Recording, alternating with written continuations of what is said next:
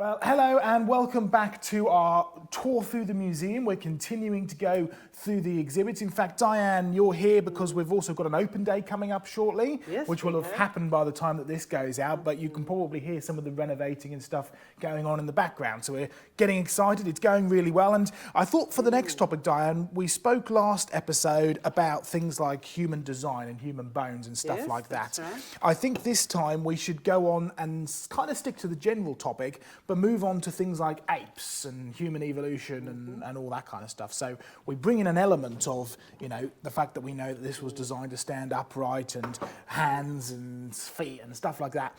But you can also see we've got a range of skulls going from Australopithecus afarensis over here, which is of course the famous Lucy, all the way up to our sort of modern human skull at the back here. So your background, medical biology? Yes, that's right. So you know a little thing or two about bones and stuff, and perhaps you'd like to take us through some of the supposed human evolutionary skulls and talk about what you know about them, and then have a look at the differences between apes and humans in terms of the bones that we've looked at. So why don't we start with this one? Tell us what this one is here.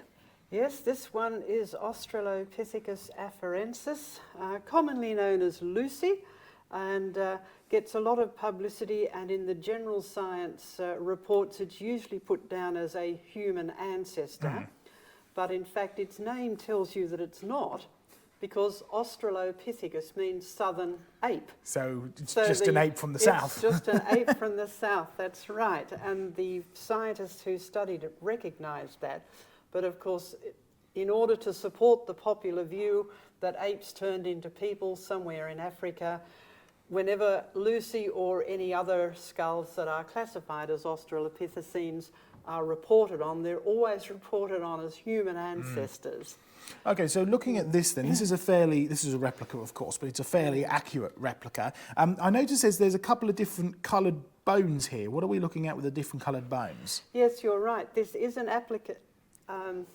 accurate replica, but the only pieces that are accurately replicated, and they're done well, are these darker pieces here. Right. So the lighter pieces are just reconstruction? The lighter pieces are reconstructions. So in other words, all we've found of the skull of the fossil that is called Lucy are a few fragments, and they're barely connected together. This one might be connected to that one. But in terms of the face, the teeth, and all of these other things, no, that's just been invented, if you like. This is an artist's model using these pieces incorporated into it. And that's an important thing to remember. The so-called evidence for apes turning into people consists of lots of fragments and lots of individual bones. It doesn't consist of entire skeletons. So we're very limited on the knowledge that we can have for Lucy, especially from her skull. And I know that there's been a few other bones and stuff that of hers that have been found. But what is Lucy? How can we tell whether she's an ape or whether she's a human, or is she in a human ancestry? I mean, if you go from a biblical perspective, in the beginning, God made them male and female. Our Bible is abundantly clear. There's no long evolutionary process up to it. So where do creatures like this fit? Are they apes? Are they humans? I mean, there's even an idea that perhaps God made some other races of people the same time as Adam and Eve. Though, what are we looking at here with Lucy? Well, the Bible is actually very clear. There are living creatures that live on the land that were created on the sixth day of creation. Then there are human beings, and we're given some details about the creation of human beings. They were made initially from raw materials in the case of Adam, and then Eve, the first woman, was made of tissue taken from Adam. So there is no physical connection between apes and people as described in the Bible. Apes are part of the land creatures, and that's what we observe today. There are things that are fully ape, there are skeletons that are fully ape, and there are fossilized humans that are fully human. So after their kind, apes according to their kind, human beings according to their kind. Now, some creatures have become extinct. We don't have Australopithecines today. They seem to have died out. But then that's not surprising, because lots of other things have died out. The dodo is now extinct. It's, you know, dinosaurs, as far as we're aware, are extinct. So creatures do go extinct. That's not unusual, especially in a fallen world, in a world that has changed massively with climate.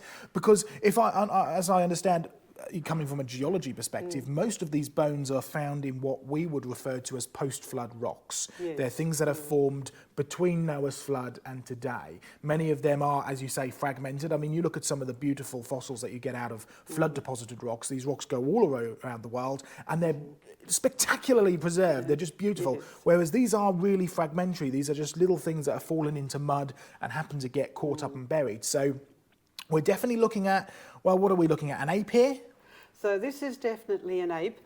We've only got part of it here, but they did actually find a whole lot of other bones. You can go and see accurate casts of them in museums, and even then, they still don't have a whole skeleton. The original Lucy skeleton was about 40% complete, and that is considered to be really spectacularly good in the evolutionary research world. So it's no wonder they were proud of finding it, but at the same time, it is not a whole skeleton, and the bones were not all connected together. In fact, the knee was found quite a long distance away from the rest of the bones, and they're not all intact. They're fragments. They have to be put together. So there's a lot of reconstructing involved in these. When it comes to the reconstruction then, how much of this is reasonable interpretation and how much of this is pure imagination? I mean, in, for instance, like reconstructing the pelvis and stuff like that together to decide whether Lucy walked on all fours or whether she was a two-legged, bipedal.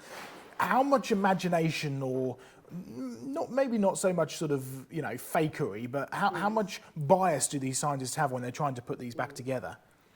Yeah, it's not deliberate fakery. They are trying to be as accurate as they can. It's a bit like reconstructing a three-dimensional jigsaw. Sure, yeah. With no instructions or picture to work on. No picture on the packet to look at. So it's not easy, so we must give them that. But at the same time, they are looking at it from an evolutionary mindset. They have it firmly embedded in their mind that apes turned into people, and therefore if they can put them together in a way that is somehow partly human and partly ape, they say, look, we've found evidence that apes turned into people. We've found evidence of human ancestors that are not apes, but they're not people. But this one just shows you how far they can go. Look at the small fragments that they've got, and they've reconstructed this and of course, this is a real a real fossil, or at least these bits are. This is real found, and it's clearly part of a skull and part of a skeleton. But of course, you have some other famous cases like Piltdown or Nebraska Man, where we are dealing with complete forgeries. Or in the case of Nebraska Man, it was the tooth of a pig, so it was completely misconstrued. So it's a real fossil, and it's certainly of the skull and the skeleton. But we're just dealing with a large ape. Is that correct? It's just a large ape. And in the professional literature, the professional scientists, they acknowledge that. It's just that doesn't make for a very good story. Oh yes, look, we found a few dead ape bones. So they've got to fit them into the human evolutionary history somewhere. If we found a human ancestor, that's news. Yeah, fantastic. Well, we'll come back to Lucy because I want to talk about, bipedal versus quadrupedal, 2 legs versus 4 legs. But let's move on to another skull. Now, this is not entirely accurate because it's actually been blown up bigger so we can see more details. But it is a reconstruction of another famous fossil skull, which I know that Creation Research and yourself have written about. This is referred to as the Hobbit, not the Tolkien side of things. But this was found in Indonesia, I believe. In Indonesia, on a little island called Flores. Yep. So it was called Homo floresiensis. And the reason it was called Homo rather than Australopithecus or some other ape-like is because of the dating of the age estimate of the deposit that it was found in. It was actually found inside a cave, buried in some mud, and the original fossils were very, very fragile, so they have scanned them all in. This is a fairly recent discovery, so they've scanned them all in. And once you do that, you can make these 3D printed models. Now, this one is actually bigger than the original fossil that was found. The original fossil only had a brain that was sort of about as big as a grapefruit, or about the same size as a chimpanzee brain. But they did find more of its skull than they did of some of the others, so they could reconstruct the face. It's a bit more of an accurate, even though this has been blown up bigger, it's a bit more of an accurate reconstruction overall. Yes, so what are we looking at here? Are we looking at an ape, a human, or something in between? And how would we know? What are some of the key things we're looking for here? Well, you do have to look at more than the skull. Now, we've only got the skull here, but for a start, we get a clue from the size of the brain. Sure. It's about the same size as a chimpanzee brain. So people should think, well, if it's the same size as a chimpanzee brain, right, maybe it's an ape. Chimpanzee, yeah. Right. And so you then have to look at what's called the postcranial skeleton, in other words, the rest of the bones. And from the rest of the bones, you can get an idea of the overall body size. And this thing was about 3 feet high. So that's where the name The Hobbit comes from. Right, so it's a small little thing. It was a small little thing, yes. It wasn't a great big ogreish giant. It was a cute little thing, maybe. And you need to look at, you can then look at the overall body proportions in terms of how the arms and the legs are related, you know, which ones are longer, the overall size of the torso, and you can look at the joints and how they fit together. And in the face, you can actually get an idea of certain features, like does it have a chin and does it have a bridge of a nose? Yes. Those are significant features. Well, you and I are both wearing glasses here, so we quite rely on the bridge of our nose to be able to hold our glasses up. Whereas I'm not sure that he'd be able to. There's nothing to hold on to. So. No, that's right. In fact, that's one of the differences between apes and people. Yeah. It's only a small thing, but it is significant that apes have a flat nose. Without a bridge, and they don't have a chin, which is a distinctively human feature as well. When they looked at the postcranial skeleton in terms of the arms and the legs, they didn't have all of it, but they had enough of it to give you the body proportions and how they fitted together, and how things like how was the shoulder orientated on the rest of the body. All of those things turned out to be ape-like. Now, we wrote about this in our newsletter, and we've archived all of those reports as we normally do. So if you look up our fact file and just look up Homo floresiensis or the Hobbit, because that name sort of stuck and has kept on sticking ever since this thing was found quite a few years ago, you'll find those individual reports. And if you put all the individual reports of scientists tend to be very, very focused. Yes, so one tiny little element one tiny little element, thing, that's right. If you put that all together, you get a picture of an ape-like creature. And I believe as well that there was a question came into the Ask site about the Hobbits. I think there's a very detailed thing on the Ask site. So how can people find these websites, Fact File and Ask site? Oh, the Ask site is simply called Ask John Mackay. There is a link to it from our main website. If you go to our main website, on the front page, there's a button that just says Q&A. Go to that, and that will get you to the question and answer site. And the newsletter items are archived in the fact file. Again, there's a link to that from the main website, so you can find information on the Hobbit. Quite a bit, actually, because it got lots of publicity, particularly in Australia, because it's not very far away from Australia. And a number of Australian scientists were involved in the original analysis. So it's creationresearch.net, all the links go from there. So that's where we go. All right, moving on to another one of our skulls now. So this is known as Heidelberg Man. I mean, it's got some good gnashes. Again, this is a relatively accurate representation size-wise. So we've been looking at what are clearly two apes from their distinguishing features. Now we're moving on to this. What are we looking at here with Heidelberg Man? Well, this is one of a number of skulls and partial skulls that have been found throughout Europe. And so hence the name Heidelberg Man, because that's where it was found. And now we're getting into skulls that do have distinctly human-like features. Well, I noticed straight away you've definitely got a bridge here on the nose. If you kind of compare from Lucy, there's nothing, whereas there's definitely a distinctive bridge there. Yes, that's right, and it's got a more vertical face. In other words, the front teeth don't stick out further than this is the nasal cavity here. It does have these distinctive brow ridges, but we have other skulls that also have those, which are also considered to be fully human these days. Now, they've gone through a period where they were classified as being non-human, and of course those are Neanderthals. So Heidelberg man is one of a number of skulls which are a bit different to the average modern human skull, but they have all of the features of being fully human in terms of a large brain size. We've only got part of this skull, but there are others where they have a little bit more than what we've got. And a human-like face and human-like teeth, and the shape of the jaw has this distinctive parabola shape, which is very distinctive of human. So it's really some interesting features on the skull, but it is distinctively human. So we've moved away from what are clearly ape skulls into what are clearly humans, and there's nothing really in between. We've just got clearly ape, clearly human, and we're now definitely onto the clearly human. And I also notice just looking at it, there's some similarities between this and like Neanderthal man. Yes.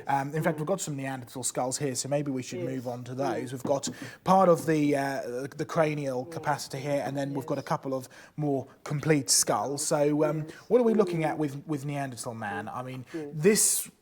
I mean, I know from what I know, Neanderthal from the Neander Valley, because it pays to learn your history of words and stuff. Yes, it does. But I mean, I know that with the history of these have been considered our ancestors, these have been considered our cousins, these have been considered a subspecies of human. I mean, where are we at now with the Neanderthal and the Parker? They keep on getting reclassified.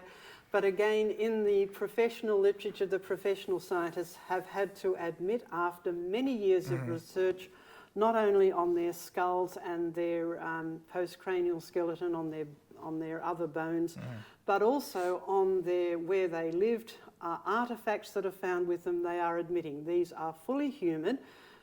They still want to keep the evolutionary mindset in, of course. So they get classified as Homo sapiens, which is fully human, right? Neanderthalensis, in other words, a variation of human. But they are finally admitting, yes, these are human beings. But we look at this variation, right? So it's Homo sapien, variation, Neanderthalis, right? Now, this variation is really a form of the scientific term of race, because even though the term race gets a lot of flack nowadays, it is still a scientific term that is still used. It's the smallest unit of a species. So if you were to consider different people groups of different ethnic origins, right? Yes. Like you and I, both sort of the Caucasian, or you look at the African ethnic or the Asian ethnic and so on and so forth. Are there distinct features between these groups of people, the same as you could see in a Neanderthal? So they're all still humans, for sure. We're all humans, right? And we're all descended from Adam. But there's distinct features between us. Is that what we're looking at with Neanderthal? Just a human with...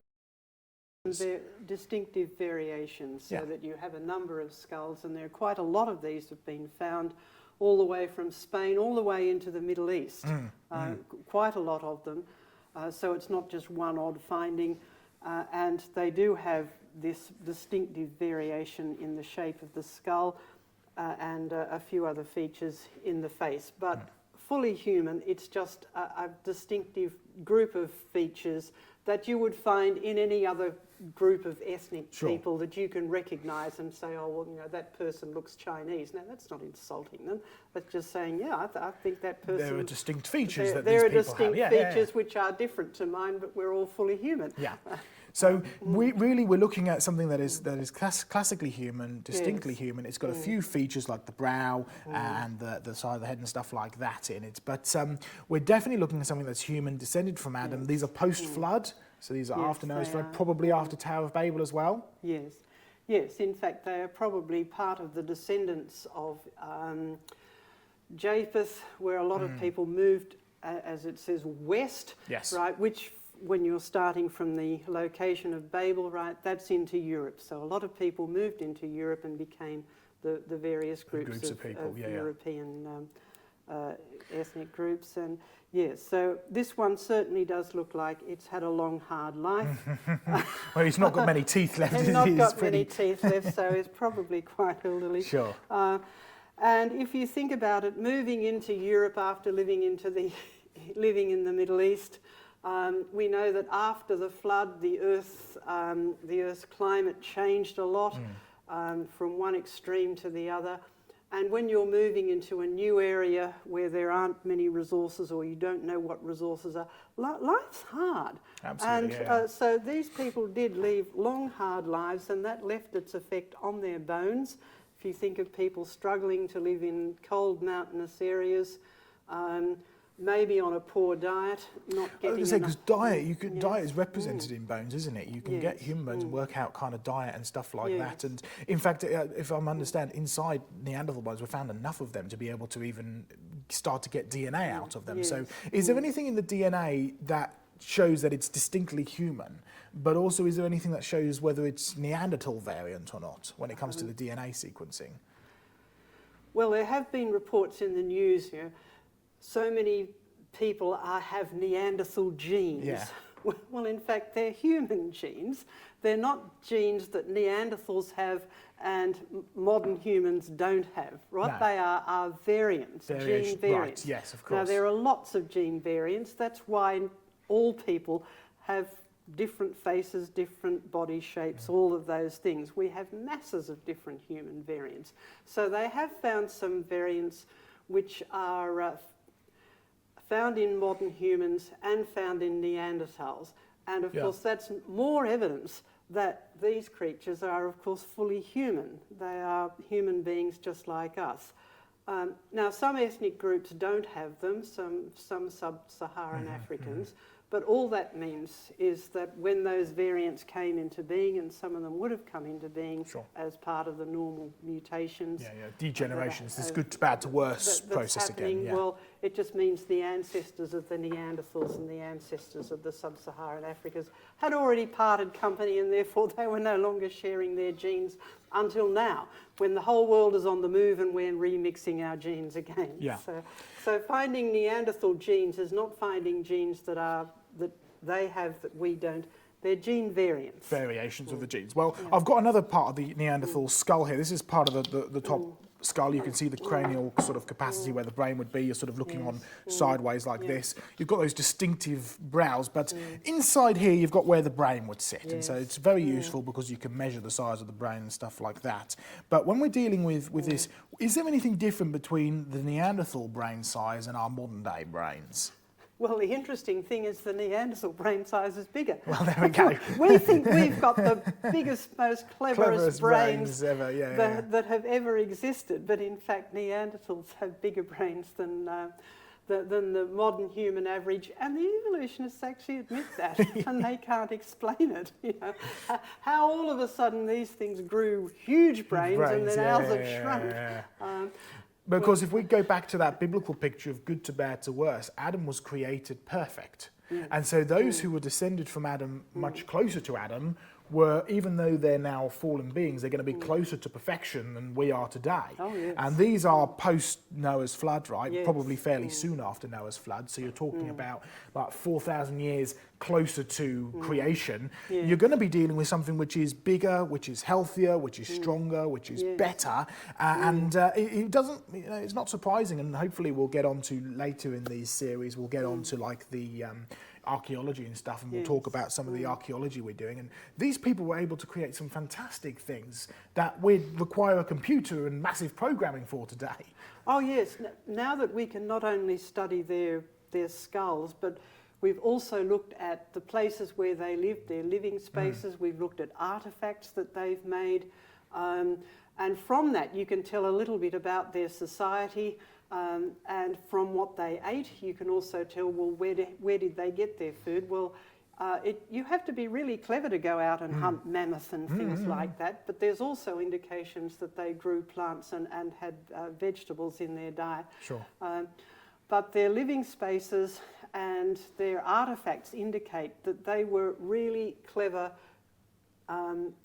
creative people, just like people are today, and they used whatever resources were available to the best advantage. So in fact they were extremely clever and lived in complex social groups. Exactly. I like to remind people that when we're looking at the evidence for what Neanderthals had and their behaviour, we find they could create stone tools, so that's creative. We know they made paintings, so that's creativity, something which is distinctly human. We knew that they had organised societies and forms of government. They buried their dead, so it's a form of religion. They had cognitive ability to be able to hunt and make clothing and skin stuff. So these are all things which are distinctly human, things that are not seen in animals full stop. And so we're really looking at something which is abundantly, overwhelmingly obvious that it's a human, descended from Adam, not a separate group that God created, but descended from Adam after Noah's flood, so therefore descended from Noah, as you said, probably descended from Japheth, but has specific gene variants which code for certain specific features like the brow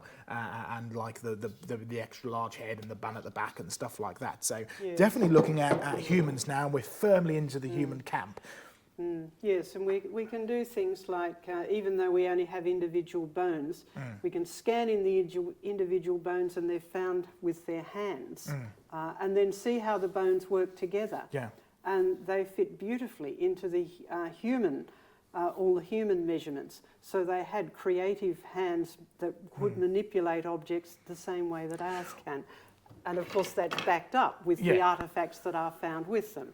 Well, we spoke about this hand in the last episode, and something that I don't think we mentioned is part of the differences between a human arm and a wrist and stuff and the fingers to an ape's one, because we spoke about, I mean, we dealt with Nathan Lentz and his comments on the useless pile of rocks and so on and so forth, but something that's uniquely human is the ability to be able to touch every finger to your thumb, which apes cannot do. So we've found Neanderthals, they could do that as well.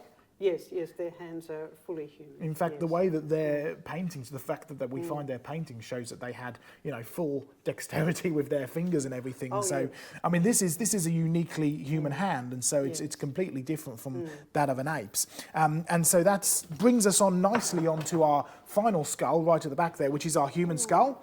It's a genuine human skull. And I mean, just run through some of the things, remind us some of the things that are distinctly human about this skull, stuff that makes it very different from, say, comparing it to an obvious ape skull like Lucy's. Yes. Well, obviously, to start with are just the main proportions of it.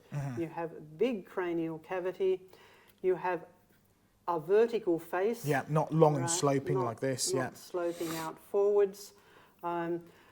And you have, as we commented before, a bridge of the nose. We don't have the mandible or the jawbone of this, but you do have that's something that's distinctive as well. Yes, because you have a chin, and if you tip it up like that, you can see the shape of the jaw here, which forms a parabola, right? It's whereas an ape jaw is now that one has been fudged that way. An ape jaw is either U-shape or square. Yes, right? So that the that's slightly more. Yes. It's been, but then you say, if you look at it, like you said earlier, right, this has been clearly interpreted because it's already believed to be in human ancestry. They've found not a single bit of this sort of part of the jaw. They did find part of the mandible, and it has a distinct V shape. So they've kind of fudged this to make it look more human, really. To make it more rounded, yes. But this is something in humans which is distinctly human as part of its design. Yes. And also, it's like the proportion between the eyes and the size of the eyes and that kind of stuff is all very distinctive. Yes. The other thing is this large hole here. Yeah. That's where the spinal cord joins to the skull. So it kind of sits on like this. Sits on there that. These two obviously aren't from the same But, individual. yes. But again, it's in a position where the head is nicely balanced on top of the spine. So again, we are vertical creatures. We are meant to stand upright, whereas an ape is not. An ape is really a four-legged creature. They can walk on two legs for a short time, but usually they walk on four limbs in a different sort of way to, say, to a monkey or a dog, in that when they walk on their four limbs, they curl their fingers underneath knuckle like walkers, that, yes. and they're called knuckle walkers. And that does leave a bit of an imprint on their wrist bones. And there has been a study of the afarensis wrist bones, and they found those impressions that would indicate that it was a knuckle walker. And also the way the shoulders are orientated. And the feet are, what they have of the feet, for a creature that lived in a tree. Now, if you live in a tree, you want grasping hands to grasp branches, but you also want grasping feet, and that's another significant difference. Right. Our foot is designed to bear our weight, so we can stand on our feet like so, with the heel and the toe, and walk heel to toe like that. And the big toe is part of that weight-bearing system. Yeah. In an ape, which has a grasping foot, the big toe is separated from the rest of the toes, a bit like a thumb. It's like a thumb that sticks out the side, isn't it? So it's a bit like that, right? So even though this part of the ape foot, right, does actually sit flat, so that's called what's called a plantigrade foot. In other words, it's like that. So they walk like that, but the big toe is designed for as a grasping. So it's able to then hold on to things and help yes, with its climbing. Right. And so it's a climbing creature. Yeah, for sure. And so that's another distinct. So let's talk about one final distinct difference between apes and humans. And it's, I mean, we spoke about the spine. We said the spine is designed to, you know, as a load bearing to stand upright. And I know that gorillas have like almost a huge hump on the back of their spine because of that knuckle walking. But let's talk specifically about the hip, right? So remember, we just remind if it's on like that on the here. So we're looking at something that is distinctly designed to walk upright. What's the difference between a human hip like this and an ape's hip? Well, again, the human hip sits under the.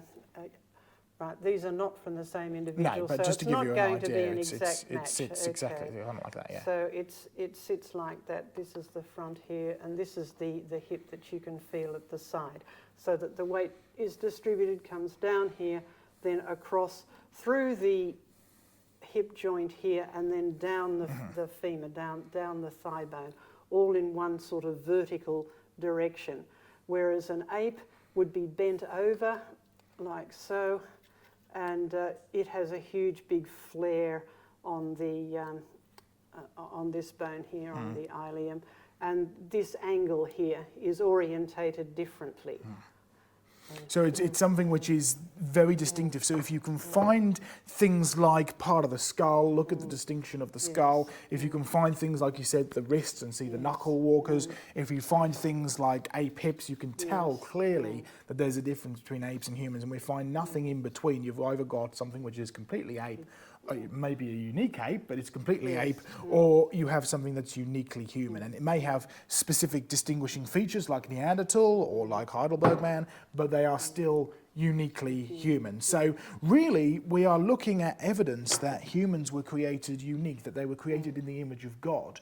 So there you go. We've had a look at various bones, we've had a look at various skulls, and we've spoken about the many differences that there are between apes and humans, as well as run down through some of these skulls and looked at some of the supposedly evolutionary past and the distinctiveness that you can get between what are distinctively ape and what are distinctively human. And that goes back to being created in the image of God, doesn't it? Yes. Created perfect originally, but now a fallen creation, a creation that needs a new body. I know I needed a new body, you need a new body. And yeah, just even looking at the spine, beautiful design, but things go wrong. So we have that glorious promise of the new heavens and the new earth, where we will have a new body and we'll be able to be with Christ himself. So we look forward to that. So join us for the next episode as we move on, going through the museum and seeing what we can find. I think we've got some fossils next, haven't we? We have some wonderful things to find. So catch us next time.